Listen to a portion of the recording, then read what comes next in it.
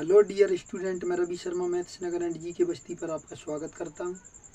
तो आज हम प्रश्नावली 2.2 में पढ़ेंगे बहुपद के शून्यक तथा उनके गुणांकों के बीच सत्यता की जांच करने के बारे में।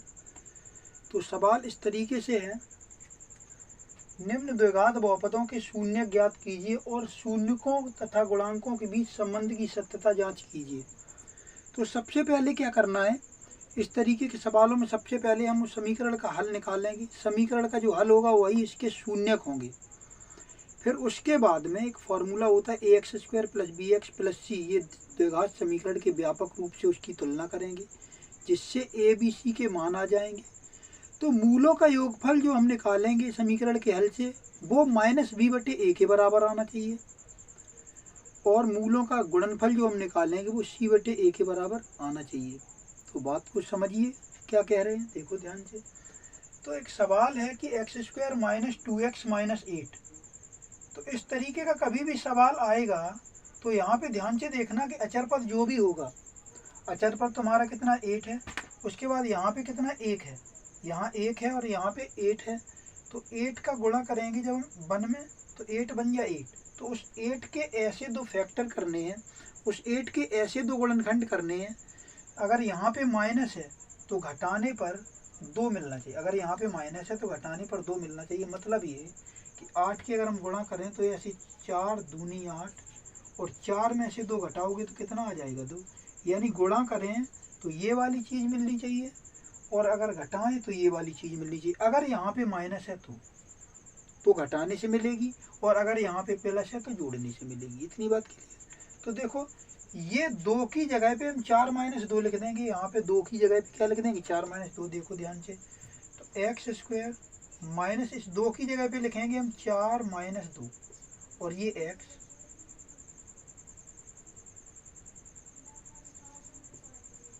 -8। बात को समझो, x² माइनस इस 2 की जगह पे हमने लिख दिया 4 - 2, और ये x अपनी जगह पे माइनस और फिर 8। अब बात को समझो आगे। तो x² माइनस x का अंदर गुणा करेंगे, ये हो जाएगा 4x, माइनस 2 का अंदर x में गुणा करेंगे 2x, -8। अब x² माइनस पहले है, ब्रैकेट से पहले माइनस है, तो माइनस अगर पहले है तो ब्रैकेट खोलोगे तो क्या हो जाएगा प्लस। तो ये हो जाएगा, देखो ये वाला प्लस का है वो माइनस का हो जाएगा, और जो माइनस का है वो किसका हो जाएगा, प्लस का हो जाएगा, और -1। इस वाली टर्म में और इस वाली टर्म में अगर देखो ध्यान से तो x कॉमन है दोनों। तो यहाँ से अगर x कॉमन ले लोगे तो यहाँ पे बचेगा x, माइनस यहाँ पे आ जाएगा 4, प्लस इसमें अगर 2 कॉमन ले लेंगे तो यहाँ बचेगा x, और प्लस माइनस माइनस, तो 4 को 8, यहाँ पे बचेगा 4। अगर कहीं गलती नहीं की है तो ये x - 4 की जो टर्म आई है ये दोबारा फिर से कॉमन आएगी। तो दोनों में है तो एक बार फिर से कॉमन ले लेंगे x - 4, तो यहाँ पे बचेगा x, और देखो इसमें x - 4 में x - 4 कॉमन चला गया तो यहाँ पे x बचा, और यहाँ पे x - 4 अगर चला जाएगा तो यहाँ पे क्या बचेगा, प्लस का 2। तो अगर इसको = 0 लेके चलें,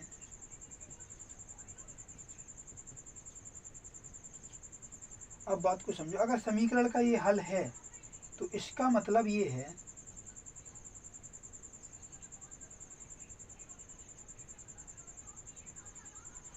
अगर ये समीकरण का हल है तो इसका मतलब ये है कि x - 4 बराबर 0 लिखें तो x बराबर 4 इसमें लिखेंगे तो वो इसको 0 कर देगा, और x + 2 यानी कि x + 2 बराबर 0, तो x बराबर -2 इसमें लिखोगे तो -2 इसको 0 कर देगा।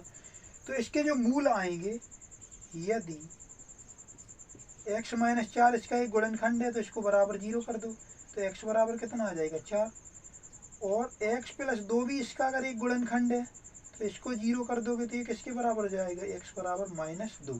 तो x - 4 को 0 किया तो x बराबर 4 आ गया, x + 2 को 0 किया तो x बराबर आ गया -2। अब आगे बात को समझो।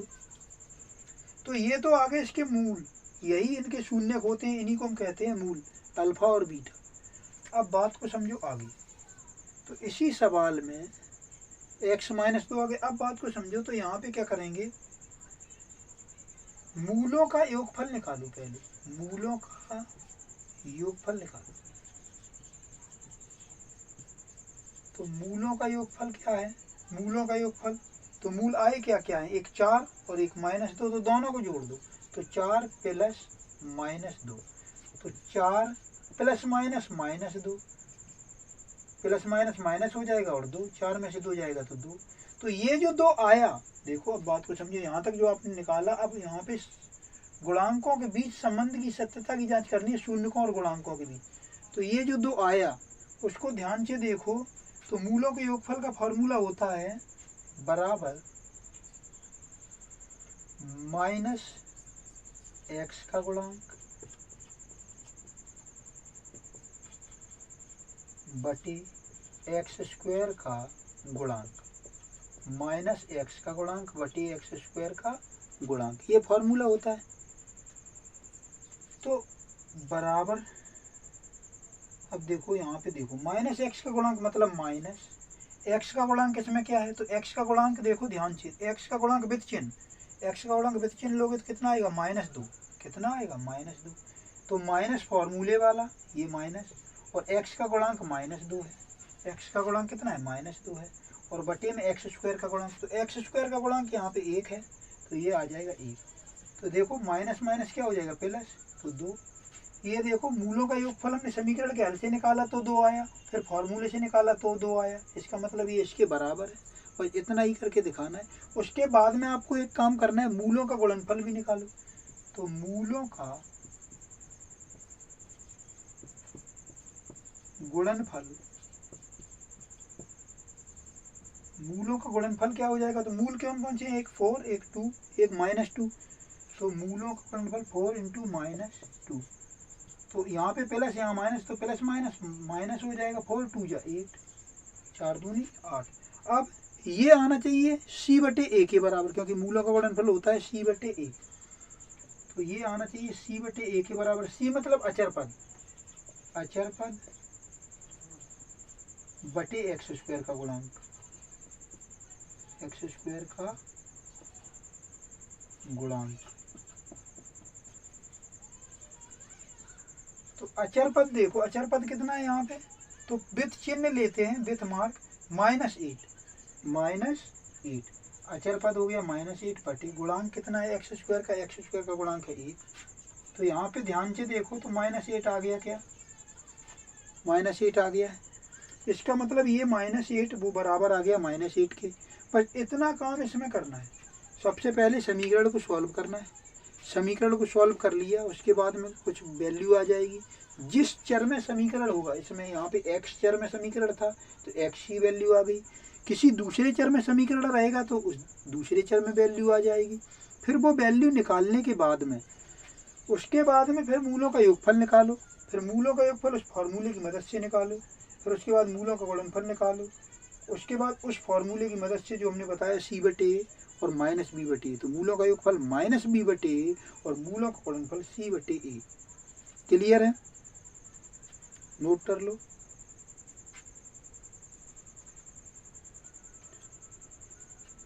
चलिए दूसरे सवाल नंबर को देखते हैं। तो इसमें क्या है, 4s² - 4s + 1, तो ये s चर में है, कौन से चर में, s चर में समीकरण है, और अगर s चर में समीकरण है तो इसकी s की वैल्यू आएगी। तो सबसे पहले देखो ध्यान से क्या करना है, तो इसको हल करो, तो यहाँ पे s² का जो गुणांक है वो 4 है, और यहाँ पे अचर पद जो है वो 1 है, तो 4 × 1 कितना आएगा, 4। यहाँ पे जो होता है s² का गुणांक, x² का गुणांक जो भी है, और यहाँ अचर पद, उसका गुणा करो, तो जो आएगा उसके ऐसे गुणनखंड करो कि यहाँ पे, यहाँ प्लस है तो जोड़ने पर 4 आना चाहिए, यहाँ प्लस है तो जोड़ने पर 4 आना चाहिए, तो 4 के ऐसे गुणनखंड करो, तो 4 के ऐसे गुणनखंड क्या होंगे, 2 × 2, इसके ऐसे 2 ही गुणनखंड होंगे, 2 × 2, और 2 में 2 जोड़ोगे तो 4 आ जाएगा। मतलब यहाँ पे जो भी इसका 4 एकम 4, इसका गुणा किया तो 4 आया। अब इसके ऐसे गुणनखंड करने हैं जो गुणा करें तो 4 आए, और जोड़ दें तो भी 4 ही आना चाहिए। अब बात को समझो, यहाँ प्लस है तो जोड़ने पर आएगा, यहाँ माइनस है तो घटाने पर आएगा। तो अब क्या करना है, तो 4s² माइनस, इसकी जगह पे 4 की जगह पे, केवल इस 4 की जगह पे यहाँ से लिखेंगे 2 + 2 ब्रैकेट बंद, और ये एस प्लस 1। उसके बाद ये 4s स्क्वायर माइनस एस का अंदर गुणा कर दो तो 2s प्लस इस एस का अंदर गुणा करोगे तो 2s और प्लस 1। उसके बाद इसको ऐसे ही लिखेंगे 4s स्क्वायर माइनस, ब्रैकेट खोलोगे तो ब्रैकेट से पहले माइनस है तो ये प्लस का जो चिन्ह है वो माइनस का हो जाएगा, ये प्लस का है वो भी माइनस का हो जाएगा और प्लस 1। अब उसके बाद इसमें और इसमें ध्यान से देखो तो 2 कॉमन है दोनों में और s कॉमन है दोनों में, तो 2 2 जा 4 और यहाँ से s चला जाएगा, यहाँ पे s पे वर्ग है तो s चला जाएगा तो एक s बचेगा माइनस 2s चला जाएगा तो क्या बचेगा, 1 बचेगा। यहाँ पे कुछ नहीं है तो 2s के गुणा में मान लेते हैं 1 है तो यहाँ क्या बचेगा, 1 बचेगा। और यहाँ पे देखो अगर कुछ भी कॉमन नहीं है तो यहाँ प्लस का 2s आ गया तो यहाँ भी प्लस का बनाना है तो माइनस का 1 कॉमन ले लो तो माइनस माइनस प्लस तो 2s बचेगा और माइनस प्लस माइनस यहाँ से 1 चला जाएगा तो 1 बचेगा। यहाँ 1 गुणे 1 लिख सकते हैं इसलिए। अब इन दोनों टर्मों में 2s माइनस 1 फिर से कॉमन है तो 2s माइनस 1 फिर से कॉमन लोगे तो यहाँ पे देखो इस पूरे पद में 2s माइनस 1 कॉमन ले लिए तो बचा क्या, 2s और इस पूरे पद में 2s माइनस 1 कॉमन ले लिया तो बचा माइनस 1। तो अगर ये दोनों समीकरण के अगर गुणनखंड हैं तो यानी इनको बराबर ये मूल होंगे और इनको बराबर 0 लिखोगे तो आंसर आ जाएगा। तो 2s माइनस 1 बराबर 0, अगर इसको बराबर 0 यानी ये अगर इसका गुणनखंड है तो 2s माइनस 1 इसमें रखने पर वो इसको 0 कर देगा तो 2s माइनस 1 बराबर 0। तो 2s बराबर आ जाएगा 1, ये माइनस का 1 उधर जाएगा तो प्लस का 1, तो s बराबर 1 और ये 2 गुणा में तो ये भाग में आ जाएगा तो s आ गया 1/2। इसको भी 0 करोगे तो s 1/2 ही आएगा। अगर इसकी घात 2 है तो 2 मूल आएंगे 1/2 और दूसरा मूल भी सेम आएगा और वो भी कितना आएगा 1/2। दोनों मूल बराबर आएंगे और दोनों मूल बराबर आएंगे तो कल हमने बताया था कि दोनों मूल एक ही कंडीशन में बराबर आते हैं जब डिस्क्रिमिनेंट जो है वो 0 के बराबर हो। इसमें डिस्क्रिमिनेंट अगर आप निकालने जाओगे तो वो 0 के बराबर होगा। देखो दिखाते हैं, बात को समझो। हमने बताया था d जो होता है वो होता है b स्क्वायर माइनस 4ac और इसमें a क्या है तो a ये है 4, b क्या है b है माइनस 4 और c क्या है 1। तो लिखो b की जगह लिखो माइनस 4 इसका स्क्वायर माइनस 4, a की जगह पे लिखो 4 और c की जगह पे लिखो 1। तो ये आ जाएगा माइनस 4 का स्क्वायर कितना 16, माइनस 4 4 जा 16। तो d की वैल्यू कितनी आ गई 0। यही तो हमने बताया कि d की वैल्यू जब 0 आएगी तो दोनों मूल वास्तविक और समान होंगे, दोनों मूल वास्तविक होंगे और समान होंगे। तो ये बात समझ में आ गई जो हमने कल बताई थी। अब देखो आगे समझो। अब हमने मूल निकाल लिए, अब वही पुराना वाला तरीका है, जैसे ही मूल आ गए तो ये मेरा अल्फा है ये मेरा बीटा है, क्या करेंगे मूलों का योगफल निकालेंगे। मूलों का योगफल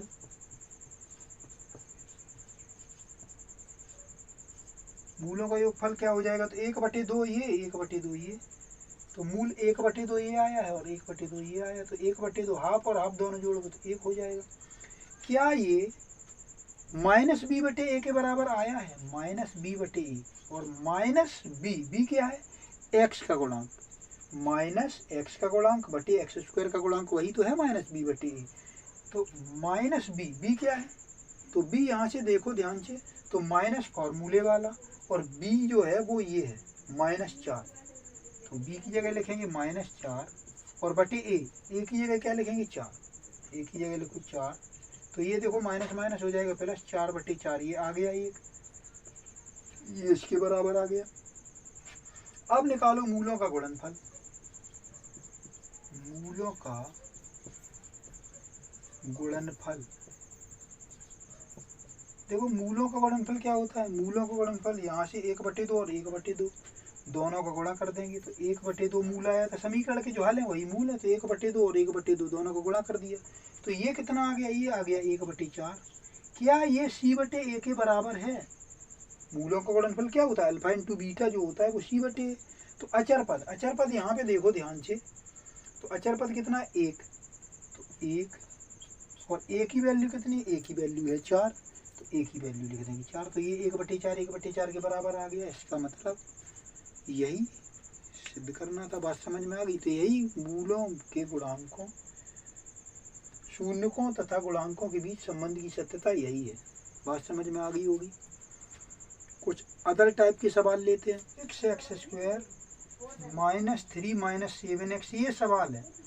तो इस सवाल में क्या करना, आप s को ऐसे लिख लेना, 6x² माइनस का 7x है उसको पहले लिख लो, और माइनस का जो 3 है उसको पहले लिख लो। अब इसमें क्या करना है, तो 6 3 जा 18, 6 3 जा 18, इसका जो x² का गुणांक और अचर पद का गुणा करोगे तो 18 आएगा। अब 18 के ऐसे दो फैक्टर करने, ऐसे गुणनखंड करने हैं, अगर यहाँ माइनस है तो घटाने से 7 मिलेगा, ये बात याद रखना। तो 9 का गुणा करोगे 2 में तो कितना आ जाएगा 18, और 9 में से 2 घटाओगे तो कितना आ जाएगा 7। तो ये फैक्टर हो जाएंगे। अब इस तरीके से आप इसको करना, ठीक है।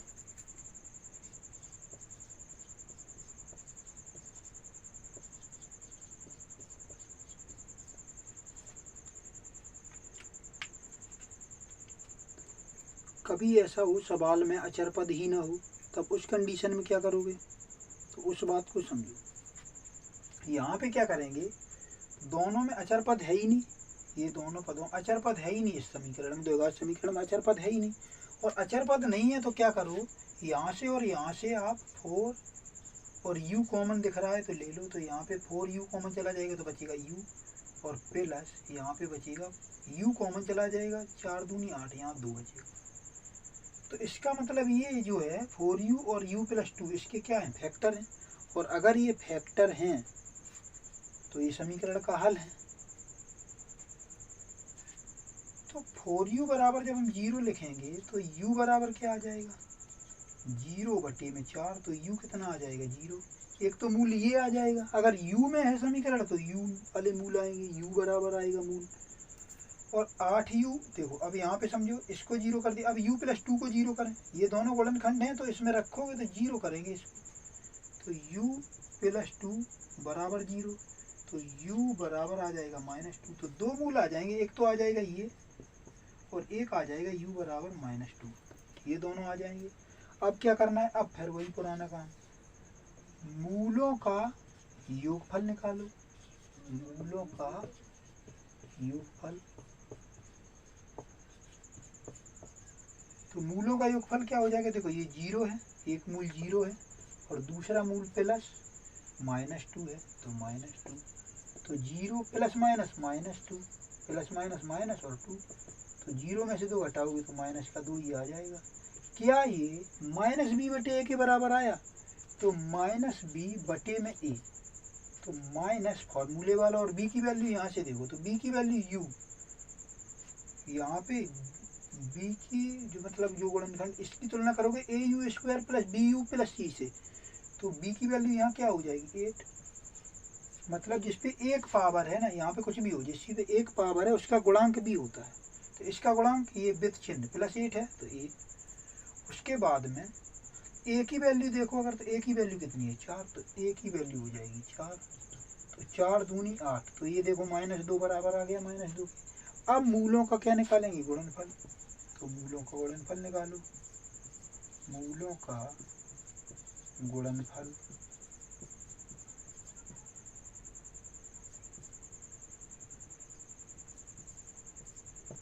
मूलों का गुणनफल क्या होता है, मूलों का गुणनफल जो है ये देखो, ये एक तो मूल इसका 0 है और एक मूल इसका -2 है, और 0 में किसी का भी गुणा करो 0। अब इसका फॉर्मूले की मदद से निकालो, फॉर्मूले की मदद से क्या होता है, c क्या होता है, अचर पद। इसमें अचर पद है ही नहीं, अचर पद है 0, तो अचर पद है ही नहीं, तो अचर पद 0, और a की वैल्यू है 4, u² मतलब जिसपे पावर 2 होती है उसका गुणांक a होता है। तो इसका 0 में अगर 4 से भाग दोगे तो 0 में किसी से भी भाग दो 0 आएगा, तो 0 बराबर आ गया 0 के। बस इतना ही करना था, समझ में आ गया।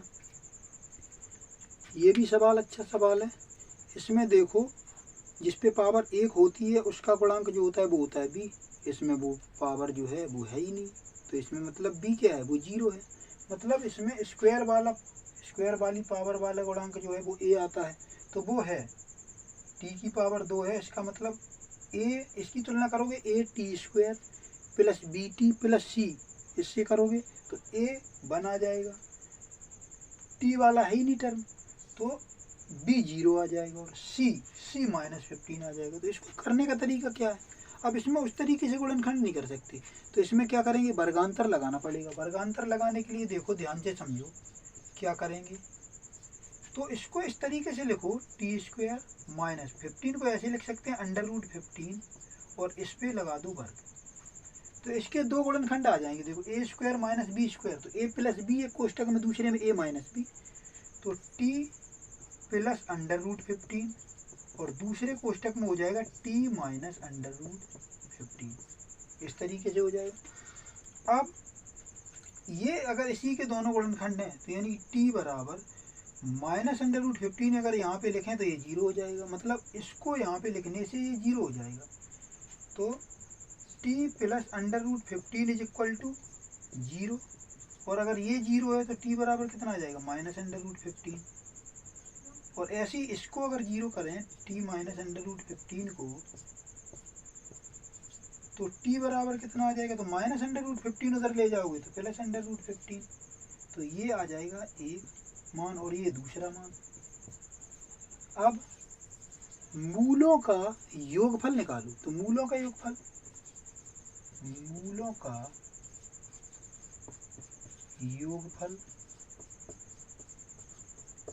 बराबर, मूलों का योगफल देखो ध्यान से समझो।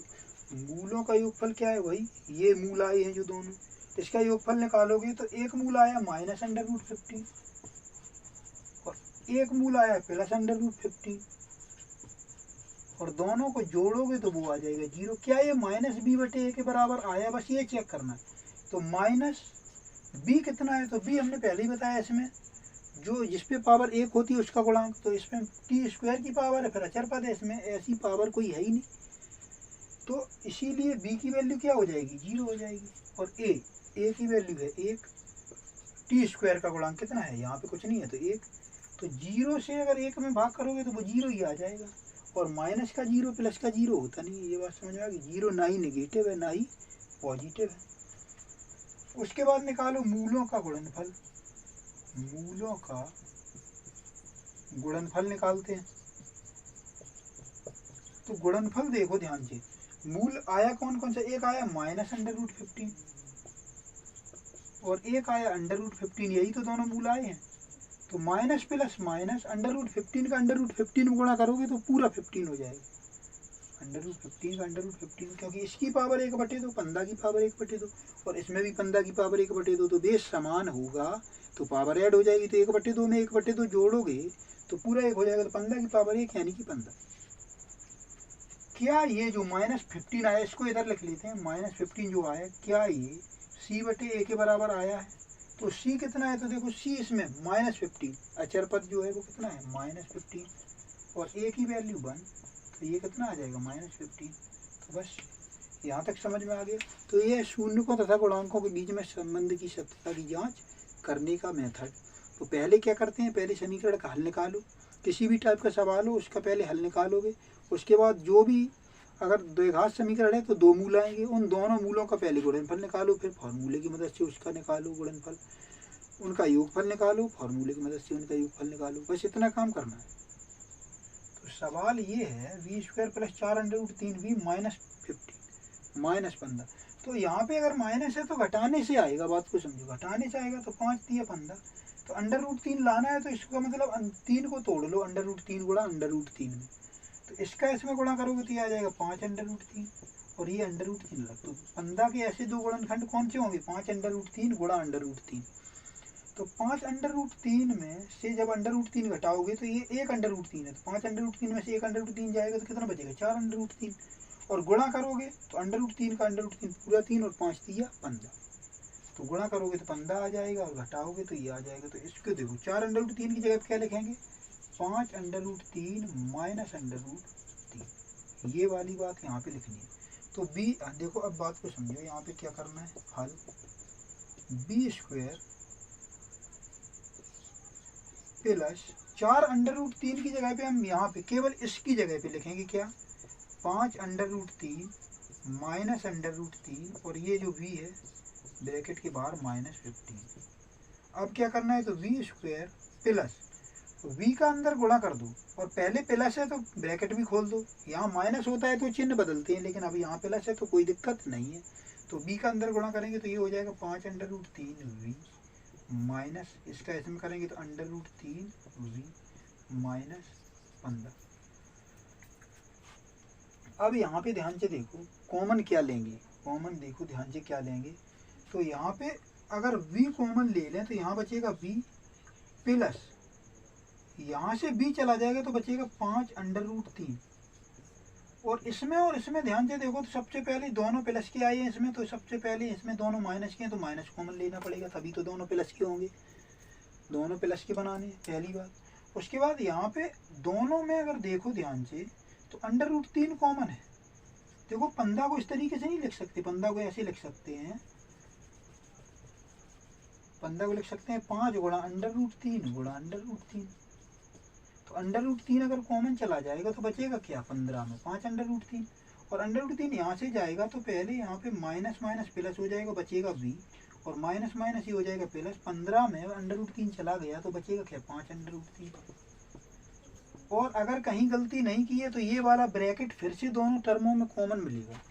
तो v प्लस 5√3 अगर फिर से कॉमन ले लें तो इस वाले पूरे पद में b प्लस 5√3 कॉमन चला गया तो बचा क्या b, और इस वाले में b प्लस 5√3 कॉमन चला गया तो बचा माइनस का √3। और ये अगर इसके गुणनखंड है तो इसका मतलब इसको बराबर 0 लिखो तो एक मूल आ जाएगा, इसको बराबर 0 लिखो एक मूल आ जाएगा। यदि b प्लस 5√3 बराबर 0 तो b बराबर आ जाएगा माइनस 5√3, ये आ गया पहला मूल। उसके बाद इसको 0 लिखो, यदि b माइनस √3 बराबर 0 तो v बराबर आ जाएगा √3, माइनस का √3 उधर जाएगा तो किसका आ जाएगा प्लस का √3 आ जाएगा। तो ये दो मूल आए। अब क्या करना है, तो दोनों मूलों का क्या निकालो, मूलों का पहले योगफल निकालो। तो मूलों का योगफल बराबर, मूलों का योगफल बराबर क्या हो जाएगा, तो मूल कौन कौन से हैं, एक माइनस 5√3 है और एक √3 है। तो माइनस 5√3 प्लस √3, तो यहाँ पे माइनस 5√3 और ये एक √3। तो हमने कहा एक माइनस की और एक प्लस की जब होती है तो बड़ी में छोटी घटाते हैं, तो 5 में से एक जाएगा 4√3 बचेगा, और माइनस की ज़्यादा है तो माइनस का बचेगा। उसके बाद इसको इधर लिख लेते हैं थोड़ा, माइनस 4√3 आया है बराबर ये क्या माइनस b बटे a के बराबर आया है। तो देखो माइनस फॉर्मूले वाला b मतलब जिस पे एक पावर हो उसका गुणांक, तो b की पावर 1 है, इसका गुणांक क्या है 4√3, तो b की वैल्यू 4√3 हो जाएगी। और a क्या है x² का गुणांक या b² का गुणांक, मतलब जिस पे पावर 2 है उसका गुणांक, चर कोई भी हो। तो यहाँ पे 1 है तो 1, तो ये देखो माइनस 4√3 के बराबर आ गया। अब निकालो मूलों का गुणनफल। तो मूलों का गुणनफल बराबर, मूलों का गुणनफल देखो एक क्या है v है माइनस 5√3, और एक और दूसरा मूल आया है वो क्या है, वो आया है √3। तो इसका गुणा करो तो माइनस 5 √3 का √3 में पूरा 3, तो ये कितना आ जाएगा -15। क्या ये c बटे a के बराबर आया है, तो c कितना है, अचर पद -15 है, इस चिन्ह के लेते हैं तो -15, और a की वैल्यू कितनी है, a की वैल्यू यहाँ पे जिसमें पावर 2 है उसका गुणांक 1 है, तो ये 1 आ जाएगा। ये बात समझ में आ गई। उम्मीद करते हैं यहाँ तक की बातें समझ में आई होंगी। जिस भी पॉइंट पे वीडियो समझ में ना आया हो उस पॉइंट पे दोबारा से बैक करके देखिए, इसके बिल्कुल मत करिए, पेशेंस के साथ चीज़ों को सीखते चलिए। अगर वीडियो अच्छी लगे तो चैनल को सब्सक्राइब जरूर करिएगा। Thanks to all of you.